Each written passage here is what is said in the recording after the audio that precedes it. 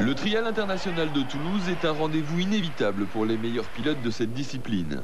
D'une part parce qu'il existe depuis plus de 10 ans, mais surtout parce qu'il est inscrit au calendrier de la Coupe du Monde.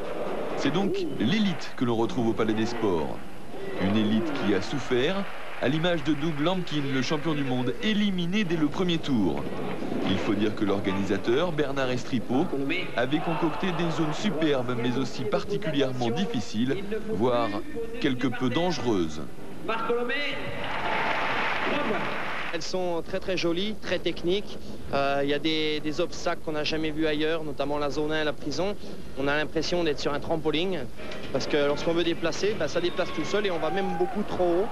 Et on se fait surprendre et on a du mal à tenir l'équilibre. Et toutes les autres zones sont très difficiles, il faut être hyper précis, parce que c'est tout de la ferraille et il y a des angles vifs. On se dit, bon, faut surtout pas mettre un pied dans un trou, sinon on peut se casser une jambe. Il faut faire très attention de ne pas se blesser surtout. Des zones très techniques, inhabituelles pour ces pilotes qui ont dû redoubler de concentration pour en venir à bout. La condition physique a également joué un rôle déterminant et quelques-uns ont même commencé à se plaindre de débuts de crampes aux avant-bras. On fait la plupart des zones en apnée pour avoir le maximum de concentration et bon, on est en apnée une grande partie de la zone. Donc les muscles ne respirent pas bien, tout, et c'est vrai qu'on a tendance à avoir un peu mal au bras. Mais bon, c'est une question d'habitude, il faut prendre un rythme. Si on va trop vite, on chope mal au bras. Si on va trop doucement, on chope mal au bras. Il faut arriver à adopter un rythme et là, ça va.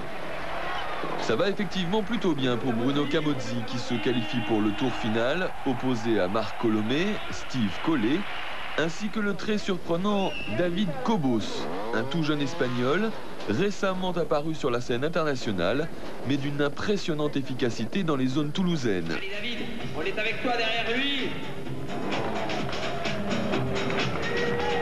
1 point, 7 points pour l'instant, David Cobos.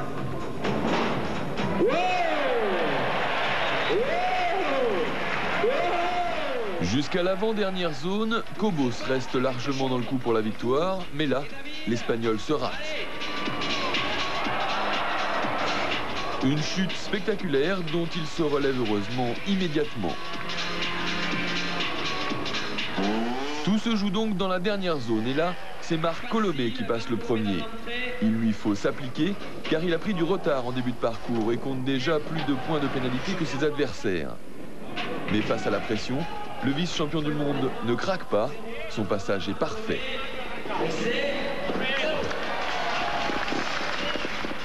Vient ensuite le tour de Bruno Camozzi.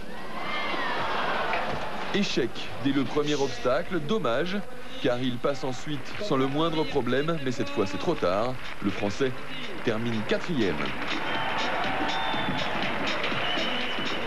Reste donc Steve Collet, très à l'aise depuis le début de la soirée, comme dans cette dernière zone, où il réalise un passage époustouflant de maîtrise et de précision. La victoire est au bout. Et après cette dernière zone,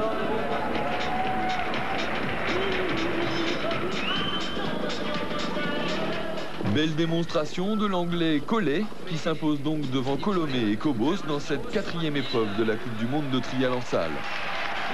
Au classement général et malgré sa contre-performance du jour, Lampkin garde la tête, mais Colomé et Collet ne sont pas loin. Des pilotes que l'on retrouvera bientôt à Paris, le 15 mars, pour le trial de Bercy.